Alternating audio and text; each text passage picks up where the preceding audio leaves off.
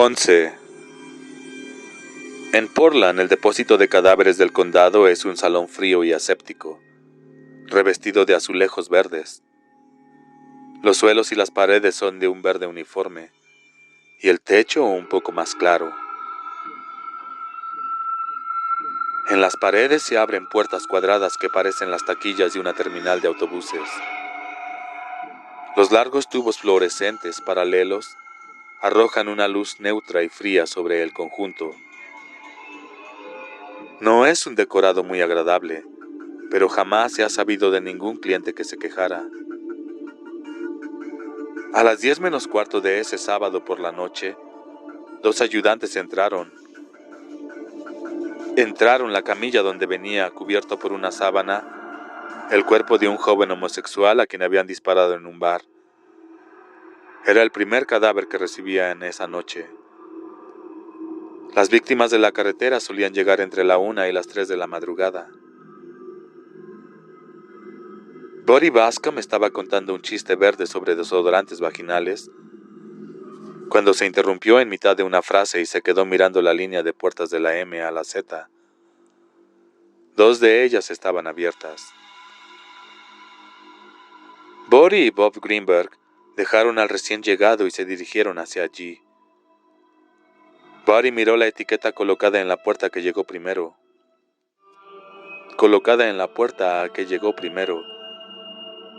Mientras Bob seguía hacia la otra. Tibbets, Floyd Martin. Sexo, masculino. Ingreso, 4/10/75. Autopsia fijada para 5 de octubre del 75. Firmado, J.M. Corey, médico.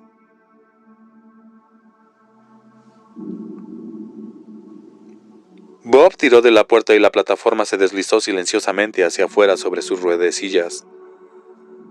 Vacía. ¿Eh? Vociferó Greenberg. Este maldito agujero está vacío. ¿Quién diablos? Yo estuve todo el tiempo en el escritorio, dijo Buddy, y nadie pasó por allí. Puedo jurarlo. Debió ocurrir durante la guardia de Carty. ¿Qué nombre hay en ese otro? McDougall Randall Fratus. ¿Qué quiere decir la abreviación N? Niño, explicó sombríamente Buddy. Por Cristo, creo que hay algún problema. 12. Algo le había despertado. Se quedó inmóvil en la oscuridad palpitante, mirando al techo.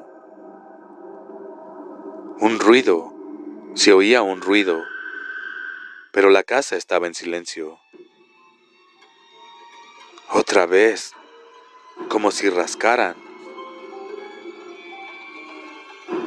Mark Petrie se dio la vuelta en la cama y miró por la ventana.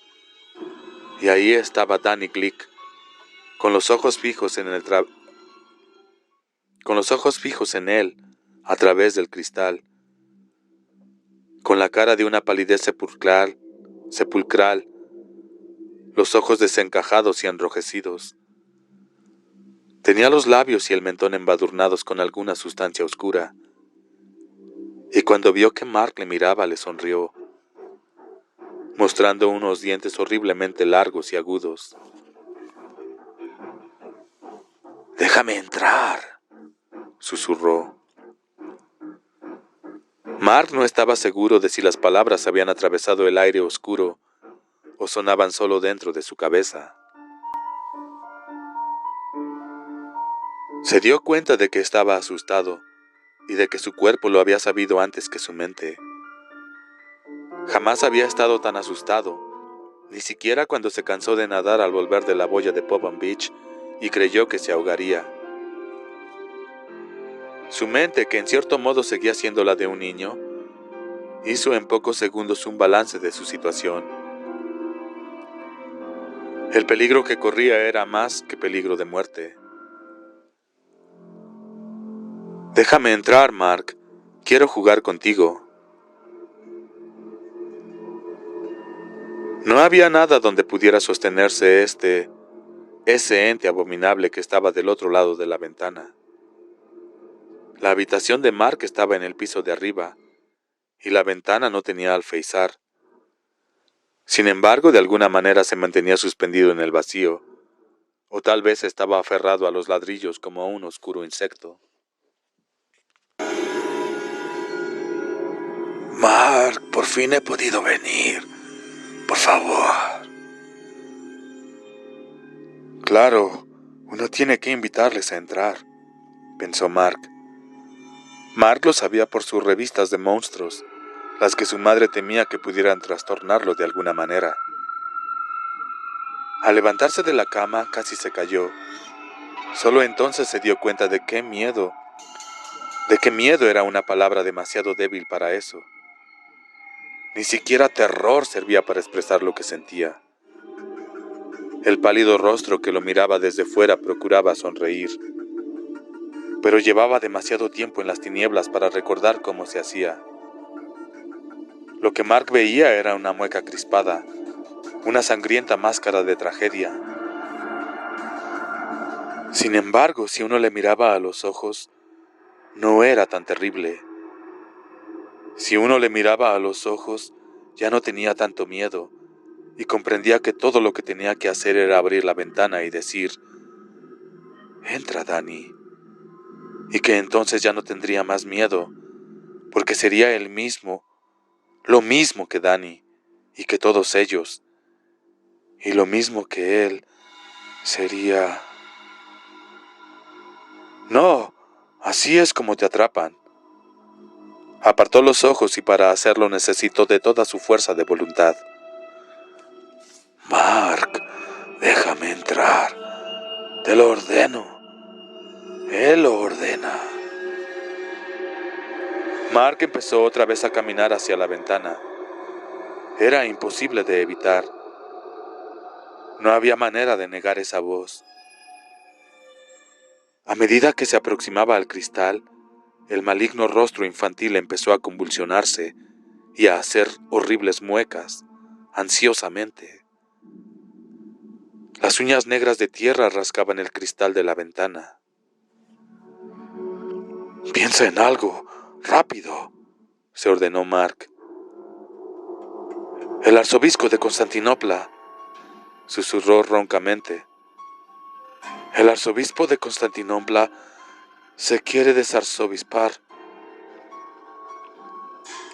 «Desarzobispo Constantinopolizar. El desarzobispo Constantinopolizador que lo desarzobispo Constantinopolice. Buen desarzobispo Constantinopolizador será». Danny Glick, con la mirada fija en él, emitía un sonido sibilante. «Mark, abre la ventana». En un plato de patatas. «La ventana, Mark. Él lo manda. Tres tristes tigres comen trigo». Se sentía debilitar. Esa voz susurrante estaba atravesando sus defensas, y la orden era imperativa. Los ojos de Mark se fijaron en su escritorio, atestado de monstruos de juguete que ahora parecían tan ingenuos y estúpidos. Y al reparar de pronto en una de las figuras, se hicieron más grandes. El vampiro de plástico se paseaba por un camposanto de plástico, y uno de los monumentos tenía forma de cruz. Sin detenerse a pensarlo ni considerarlo, cosas ambas que se le habrían ocurrido a un adulto, a su padre, por ejemplo, y que para él habrían sido la rutina. Mark arrancó la cruz, la empuñó con firmeza y dijo: «Pues entra entonces». El rostro esbozó una astuta expresión de triunfo. La ventana se abrió y Danny entró en la habitación y dio 2 pasos. La exhalación de la boca abierta era fétida. el hedor de un osario. Las manos blancas frías como peces se apoyaron en los hombros de Mark. Su cabeza se inclinó como la de un perro mientras el labio superior se eleva sobre los colmillos resplandecientes. Con un gesto decidido, Mark levantó la cruz de plástico y la apoyó contra la mejilla de Danny Glick. El alarido fue horrible, sobrenatural y silencioso. Solo despertó ecos en los corredores de su cerebro y en las cámaras de su alma. En aquello que era el rostro de Glick, la sonrisa de triunfo se transformó en una desesperada mueca de agonía.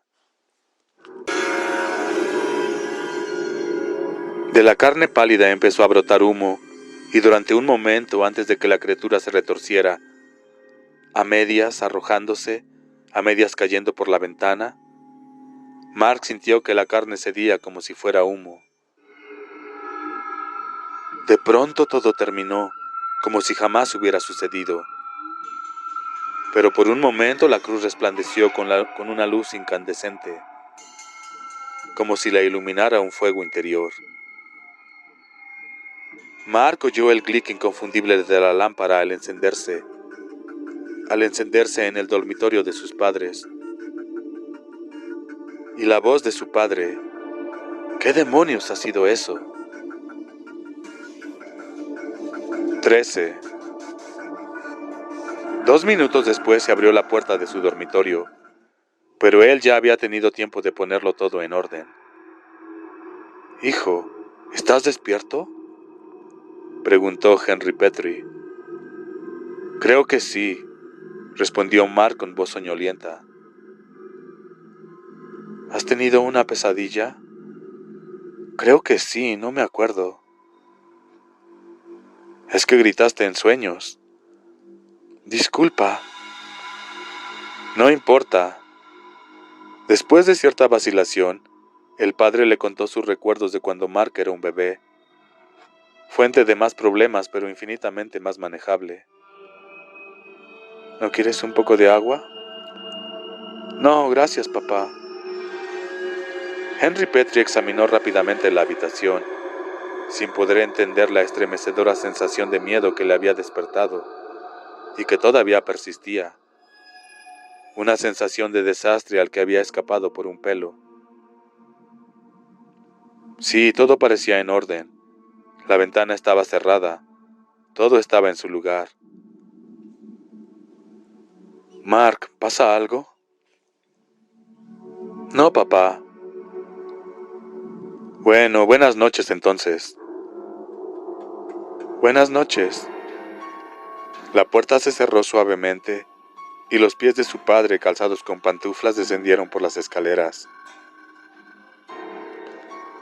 Mark se relajó.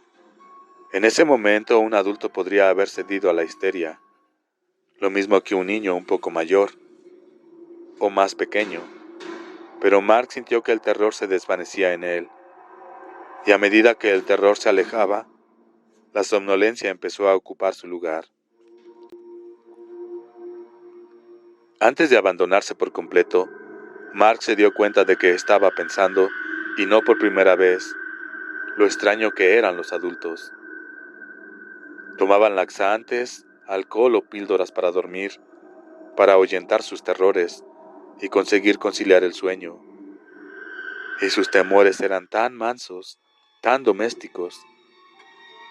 El trabajo, el dinero, lo que pensara la maestra si Jenny no va a la escuela mejor vestida,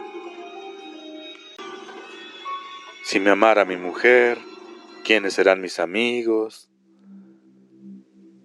Pálidos miedos comparados con lo que experimentan todos los niños en la oscuridad de sus lechos, sin poder confesárselos a nadie, en la esperanza de ser comprendido a no ser a otro niño. No hay terapia de grupo, ni psiquiatría, ni servicios sociales de la comunidad para el niño, que debe hacer frente a eso, que todas las noches está en el sótano o debajo de la cama. A eso que acecha, se mueve y amenaza detrás del punto donde la visión se acaba.